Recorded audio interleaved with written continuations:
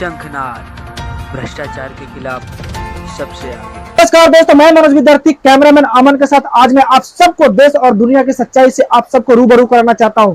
जैसा कि आप सबको पता है कि दीपक चौरसिया सहित 8 पत्रकारों को ऊपर पॉस्को एक्ट धारा लगाया गया था और ये पॉस्को एक्ट धारा के तहत हमेशा बचते आए, लेकिन 25 तारीख को जो फैसला न्याय लिया गया कोर्ट की तरफ से, वो फैसला के माध्यम से मुझे ऐसा प्रतीत होता है और देशवासियों को ऐसा प्रतीत होता है कि अब जाकर सच्चाई की फैसला मिलने वाली है। दीपक चौरसिया सहित 8 पत्रकारों को जल्द से जल्द जेल के हवाले करेगी। तो चलिए दोस्तों, मैं आप सबको धीरेन्द्र मिश्रा वकील की जुबानी सुनाता हूं कि उन्होंने केस के बारे में क्या कहा है, हम सबको केस के बारे में क्या जानकारी दी है, तो मैं आप सबको रूबरू कराना चाहता हूं।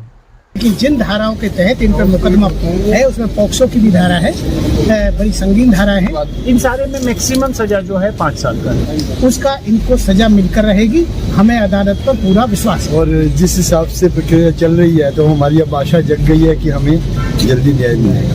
चार्ज पे ऑर्डर पास करना था जज साहब को कि क्या क्या चार्ज बनता है या नहीं बनता है, तो आज जज साहब ने उस पर ऑर्डर पास किया है, जिसके तहत इन 8 पत्रकार दीपक चौरसिया, अजीत अंजुम, चित्रा त्रिपाठी, मोहम्मद सोहेल, ललित भट्टगुजर, सुधीर दत्त, राशि और अभिनव राज, इन पर विभिन्न धाराओं के तहत जो है आरोप तय किया और ये ऑर्डर पास किया कि ये आरोप उन पर प्राइमा फेसाई मतलब प्रथम दृष्टया में बनता है और उन आरोपों के तहत उन पर ट्रायल चलेगा।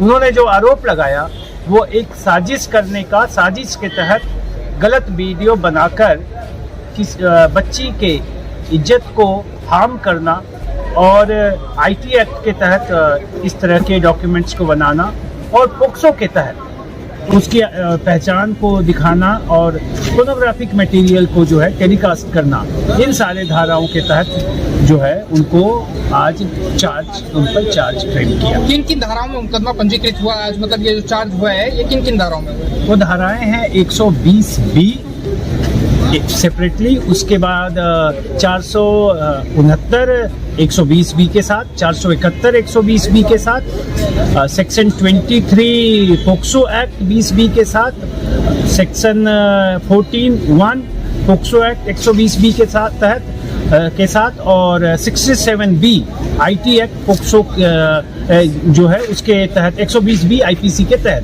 जी, और जो 467 और 471 वो आईपीसी की धारा है जी। क्या क्या सजाएं हो सकती हैं इनको अब इसके बाद? इन सारे में मैक्सिमम सजा जो है 5 साल का है। तो एक क्वेश्चन हमारा और है कि क्या आप इनके पास ऑप्शन है कुछ, या फिर अब ये इनको जो है जेल जाना पड़ेगा? नहीं, अभी तो देखिए ट्रायल होगा और ट्रायल में अलग अलग तरीके से किसको क्या सिद्ध करना है, वो अलग अलग धाराओं के लिए अलग अलग चीजें होती है, वो सारी प्रक्रिया को देखा जाएगा। फिर जो है आखिरी में जज साहब अब जजमेंट पास करेंगे, पूरी गवाही खत्म होने के बाद, सरकारी गवाही, इनकी गवाही सारी, वो प्रक्रिया पूरी होने के बाद उस वक्त जज साहब निर्णय देंगे कि इस केस में क्या उनका फैसला है। हमारे वकील साहब ने बताया, धर्मेंद्र मिश्रा जी ने, कि आज जो चार्ज फ्रेम की जो प्रक्रिया है उसका पूरा होने के बाद आदेश जो है उस पर अभी हुआ है, जो किन किन धाराओं के तहत मुकदमा चलेगा ये 8 एक्यूज्ड के ऊपर वो डिसाइड हुआ है। डिटेल ऑर्डर बाद में जब भी होगा 4-6 दिन में वो आएगा, लेकिन जिन धाराओं के तहत इन पर मुकदमा है उसमें पॉक्सो की भी धारा है, बड़ी संगीन धारा है, जो आईटी एक्ट भी है। तो जो धाराएं पे इन पे मुकदमा दर्ज हुआ है उसमें जो इन्होंने एक कुकृत्य किया, एक नाबालिग बच्ची की वीडियो को तोड़-मरोड़ करके दिखाया, उसका इनको सजा मिलकर रहेगी, हमें अदालत पर पूरा विश्वास है। हम संतुष्ट हैं और जिस हिसाब से प्रक्रिया चल रही है तो हमारी अब तो देखा दोस्तों किस तरह धीरेन्द्र मिश्रा जी इस केस के बारे में हम सबको समझाया।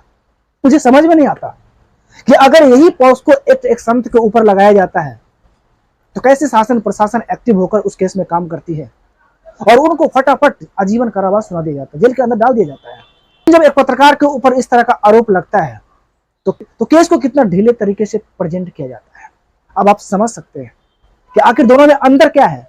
संत को इतना एक्टिव मोड में क्यों लाकर उनको जेल के अंदर में डाला जाता है और पत्रकार के ऊपर कार्रवाई क्यों नहीं किया जाता है।